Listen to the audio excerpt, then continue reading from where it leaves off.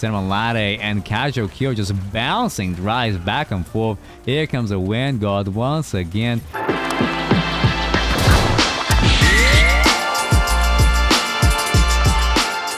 So, like, do I do this cool, like, rotating chair reveal kind of thing, or, Yes, that is right, everyone. Casual Kyo is back, and for how long? Well, I don't really know. But what I can tell you is that Lost Ark is coming in about a week's time, and I know there's a bunch of people out there that is just as excited as I am for this game to finally release to the NA and EU.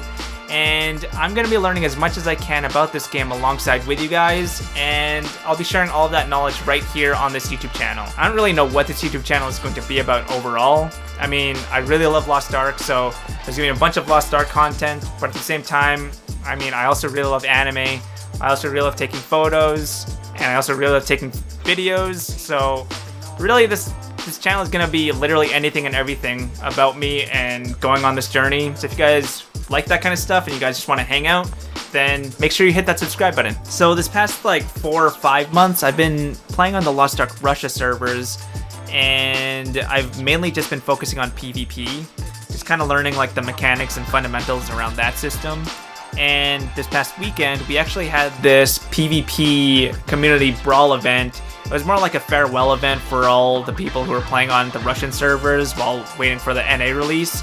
And it was hosted by a guy named Linel, who I'm sure if you're familiar with the Lost Ark community already, he's a massive PvPer and a really, really good one at that. He is master ranked in the Russia servers, I believe, and he actually makes a lot of YouTube guides and streams a lot, so I'll put his info down below.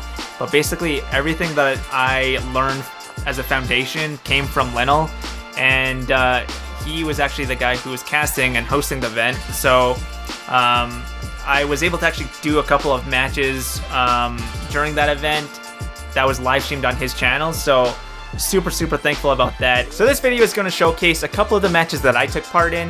I'm in a striker, so for any striker fans out there, maybe this will help you decide whether or not you want to actually play this class in PvP or not. Now, before we actually get into the 2 matches that I'm going to showcase, I want to give you guys one quick tip for anyone who is actually wanting to play a striker in a team deathmatch scenario. Go into your matches not with the mindset of dishing as much damage as possible. Really, as a striker in a team deathmatch scenario, your job is to basically initiate, to help catch opponents, to knock them, and to interrupt. So I hope you guys enjoyed these 2 matches, and I hope to see you all at the official Lost Ark release next week. And let me know in the comments below what you guys are most excited for to try out in the game. This event is a farewell event for Russia, right? So a lot of us Western players have been playing in Russia for quite a while, 1-2 years even, and even players that, you know, have maybe even started in Korea and then moved to Russia once the server got released. Many players have been around for quite a while, and we've all gathered up together in the Lost Ark Discord, and there has been the central hub, the community hub for Lost Ark for the past 2 to 3 years. And now it is time to say farewell. It is time to move from the Russian server to our Western release, .NA and EU servers, and I will be moving along with them. I am in the United Kingdom, I am in England, so I will be playing in EU, although I will definitely have some ults in NA East for sure. But let's see how this goes. So we have a Warlord, Striker, and Blaster, also known as Artillerist. Warlord, also known as Gunlance, right up to the west. We're going to be having Shadowhunter, Gunslinger, and Bard. We can see that Eurizia tried to get a little FOV advantage there by going at the bottom. The big Diggy Gunman was prepared through it. Maruz gets caught and doesn't roll, and he's going to get punished by a 12k burst there from the Gunslinger, as well as Cripple. Doing quite a bit of work there. He just about misses the enhance though. You can see the flamethrower there connecting Eurizia just about. Oh, and he gets a catch there on Critful, but the Frost Grenade is going to connect. Not like it matters though, as Maruz managed to get an Elastic just in time for the red team to be protected from the damage that Eurizia was pumping out. Although he does catch Casual Kyo here, going for the snipe. Only 13k. It seems like he may only be running snipe at a tier 2, using the additional skill points for other skills. Possibly shotgun skills? Oh, Cripple taking quite a bit of damage there from Maruz, the Warlord. Honestly, this game is very even. Bubble Fever and Big Dicky Gunman both very low. Maruz gets a catch, but no cooldowns to convert off of Eurizia. Trying to just keep them long enough for the Blaster combo to connect, but it seems like he does have roll. So Casual Kyo will not be caught that easily. Bubble Fever gets the catch there of the Soundwave Vibration, and though Cripple tried to get the enhance, it was not in time. A double knockup by Maruz. Bubble Fever gets the stun just before the chains connects. That would have interrupted that stun. It had been just a split second earlier. Cripple trying to do some damage at the casual Q, but you know that damage reduction buff from Warlord is very strong. You're not going to be able to get that much done. Rizza getting caught by the flamethrower there from the blaster. Cripple as well did take quite a bit, trying to get away. Knocked up by Maruz. And Casual Q actually putting in quite a bit of work there, doing quite a bit on Eurizia. Bubble Fever tries to come in just in time as well to support there, that push. Big Dicky Gunman left alone is going to be finished off by the Soundholic. I stand corrected, actually, by the Demonic, which gets a double kill, which is very good for points. Choo Choo. But keep in mind, although it is Choo Choo, advantage is slightly towards the red team, as Critful is quite low in HP. But because they did get that double kill, they may be ahead in points if it does go down to it. Cripple trying to get the beam, doesn't quite land though. Casual Kill going in really hard. We see Big Dicky Gunman just low there at the side. A 1v1 of Eurizia versus Big Dicky Gunman with Maruz and Casual Kill finishing off Critful. Bubble Fever coming back to support Eurizia. Reaching in favor of the red team. Oh, Maruz is trying to chase Bubble Fever down. It seems like just the basic attacks and the Flamethrower is going to connect, doing quite a bit of damage. You have to keep in mind, most of the damage from Flamethrower comes after the fact, not during the cast. It's a very, very strong dot. Bubble Fever gets hooked at the very tip, but Critful with a very clutch PO there with the Demonic Spikes. And gets the hit too on Casual Q. Unfortunately, does knock him out of range of the Bard Soundholic, but still a bit of good damage from both. From Big Dicky Gunman doing so much damage to Eurizia. 18k there. It seems like this 1v1 that's happening on the side did not go in Eurizia's favor. Maruz pops in the Inalassia, but it does not reach Big Dicky Gunman. Not like it matters though, as Eurizia will get finished off by Casual Kyo though, before she actually gets a chance to punish him.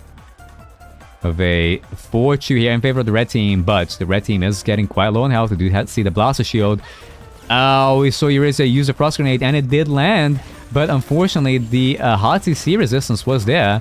A little bit of a slow startup though on Big Dicky Gunsman's combo, which means that Eurizia actually managed to get away from it. Casual Kill trying to find and engage in Critful, but not only he ends up getting killed himself, he does buy a little bit of time for Maruz to get his Burst Cannon very cleanly in Critful there. You can see again the Nalastic coming out, even though Critful is like using his Enhance and using his Demon Clone. And we even see an Awakening from Eurizia, but nothing much is coming out of that because the Nalastic is just going to be denying all of that damage. It's over like, what, 70% damage reduction plus a very fat shield on top of it as well. Bubble Fever tries to get a knockdown there on Maruz. Not enough, but Eurizia is backing him up and will be able to finish off Maruz maybe right after Big Dicky Gunman. Finally, does not get a double kill sadly, as it took a little bit too long. Critful now actually pushing Casual Kyo. You saw that, you know, the match was originally in favor of the red team, but the blue team now taking it back. It is going to be another one of those timer matches. See the Blaster, well, Artillerist Awakening come out. See the Gatling, oh, and the Awakening from the Bard coming in just in time to deny that Blaster coming. You see, does get the stun. Bubble Fever is going to lose a lot of damage. We see an Awakening though coming in from Critful on Maruz, Big Dicky Gunman, and Casual Kyo. Oh, and Maruz tries to use Awakening, but being the second Awakening, he didn't actually manage to land that. It would have been so much damage. Critful getting a lot of damage himself on Maruz, but he just about gets interrupted by Maruz with the basic attack, and he's going to get finished off by the Blaster Flamethrower of Eurizia now alone. It's still 15 seconds. Can Eurizia survive? No, he cannot. If Eurizia could just have lived at that final moment, maybe they could have gotten a single kill, but now they need a double kill. They might be able to do it though. Critful trying to go in, but he just gets caught himself by the Blaster missile bombing, and that game is actually going to be going into the red team. Bubble Fever actually getting finished off there by Casual Q at the last second. You see, like, during these times, as the losing team, you have to take risks, you have to overcommit if you want to be able to get that final kill, those final 2 kills.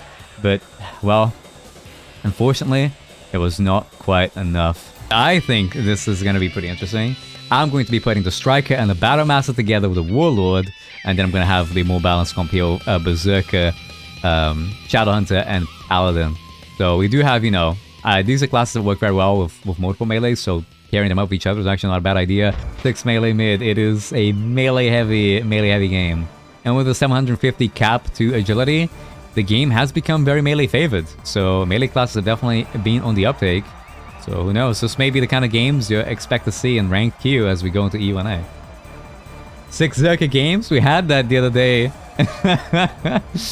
Damon Lolly. Oh my god, that was the... I think you're around for 2. The good old 6 Zerka custom. Alright, let's begin. How will this go? Striker, Battle Master, Warlord. versus Berserker, Shadowhunter, and Holy Knight. So support on each team, and very aggressive match is what I feel is going to be. Maru's going forward, trying to get a little bit of a front line. We see an early engage there from Casual Kyo, actually putting in quite a bit of damage there with his catches, but we see also an early in the last here from Maru's, who's running a knockback on his counter spear actually. An early awakening from Cinnamon Latte, actually doing quite a bit of damage on Drace's back. Oh, well, quite a bit I say. It is a Holy Knight. Grav Aldrin actually taking quite a bit of damage himself from Casual Kyo, who finds another catch into Danzai, but we see the Guardian Agent come off from the Holy Knight, which is going to reduce some damage that they take by over 40%. Good combo there by Grav Aldrin, but Casual Kyo doesn't actually take all that much damage because of his good old friendly support. Casual Kyo trying to get an engage, being patient. Actually, just as he's going to go into the second bit of the third hit rather of his kicks, he actually gets interrupted there by Danzai and gets punished really heavily for it. You can see the red team is sticking together closely very well and playing off of each other. However, it seems like, very aggressive Casual Kyo. Again, does get caught though. As soon as he separates from his team, it's not like the blue team's just going to sit there letting him do that. Lade just about gets caught by Danzai. Danzai trying to self-peel there with the spikes, but no need, as the Holy Knight actually saves him. It seems like, unfortunately, that misuse of spikes is going to cost him cost him his life. Not his match quite yet. Still too early to tell. Maru tries to get the hope, but gets interrupted. He doesn't take any damage because of the Nalasia. Toffee Lade can go in with the Wind God relatively safely. Let's see. Raises back, gets caught by the striker, but perfect peel from Danzai. And will that be a finish? Grav Aldrin managed to finish Cinnamon Latte too, which means that Maruz is now alone. This is a great time to push. Oh no, Dry seems like he cancelled out of his Ruffians. If he had held that, it would have been exactly what the team needed to push Maruz. But he actually managed to get away of that 3v2 relatively healthy. We'll see what's going on here. Danzai getting a nice knock on Casual Q, but he's not rolling, he's just holding it. Drives also as well, just backing up. A great hit from Aldrin, but he misses the red dust. Perhaps trying to be a bit greedy, trying to get 2 people. The hitbox is very thin on that.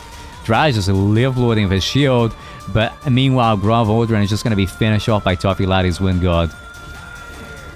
Rise may come to follow soon after, but he does manage to get a cheeky little Guardian Angel to protect the Danzai from too much damage while he's left in that 1v3 situation. Timalade going in again with the Wind God, gets a double catch. Oh my god, this this double fighter extravaganza is what I would say. He's definitely putting in quite a lot of work. Dre's tries to peel there. Unfortunately, it isn't quite fast enough. He was a little bit too far away to land a Hand of Heaven. Cinnamon Latte and Casual Kyo just bouncing Drives back and forth. Here comes the Wind God once again. It's just really difficult for the blue team to get their pace. They actually had an okay start, but they're starting to just get pushed back slowly but surely. They have to regain some degree of momentum if they want to be able to take this. Oh, very good catch by Grav Aldrin. He gets a lot of damage on Casual Kyo as well, with some support from his Holy Knight. 13k crit there as well at the end of the Tempest Slash. It seems like Cinnamon Latte is going in himself with a double triple. It is a triple Wind God, and it seems like Maruz is not going to let that go unrewarded as he gets a solid spear shot into Grav Aldrin and manages to finish him off. It is 5-2, but 2 members of the red team are really, really low. It seems like Danzai is overcommitting a little bit, and he walks right back into the Wind God, which will spell his doom as Dries and Aldrin try to push the advantage now. Let's see, Cinnamon Latte is now alone, getting chased down by the Holy Knight and the Berserker, but he does have the mobility to stay alive. And with 6-4 and Drives being relatively low, this is definitely going to be an upward hill, I should say, for the blue match to climb. Oh, great double stun there from Aldrin, but he gets hooked by the Warlord and a full charge. This is the burst cannon with like the full damage increase, by the way. 18k crit from the spear shot as well. They told me World was a support, but evidently it is a DPS. Drives getting a nice double catch into the Sword of Justice. However, it does not crit, and the fact that it did not crit is definitely going to hurt. Warlord does the second awakening, but it doesn't actually land because of the Wind God knocking them all up. Danzai may die here, but Cinnamon Latte is so low. Unfortunately, they don't managed to finish it on Grav Aldrin, will follow him soon after, with Cinnamon Latte getting a double kill.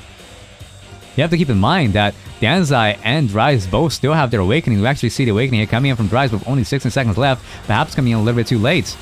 Oh, they are getting quite a few kills, but with the scoreboard being 9-5, this is pretty much a done game. And an Elastic coming in from the Warlord. It's going to be practically impossible to go Cinnamon Latte in these final 4 seconds, as the damage reduction and the double Wind Guard too, with Cinnamon Latte getting one final catch on Dries. It's not like Dansai is going to go without taking the moral victory at the very least by finishing off Cinnamon Latte at the very, very end. But this game is going to go to the red team. Cinnamon Latte, 700k damage. Jesus Christ. Wind Guards and a God player too.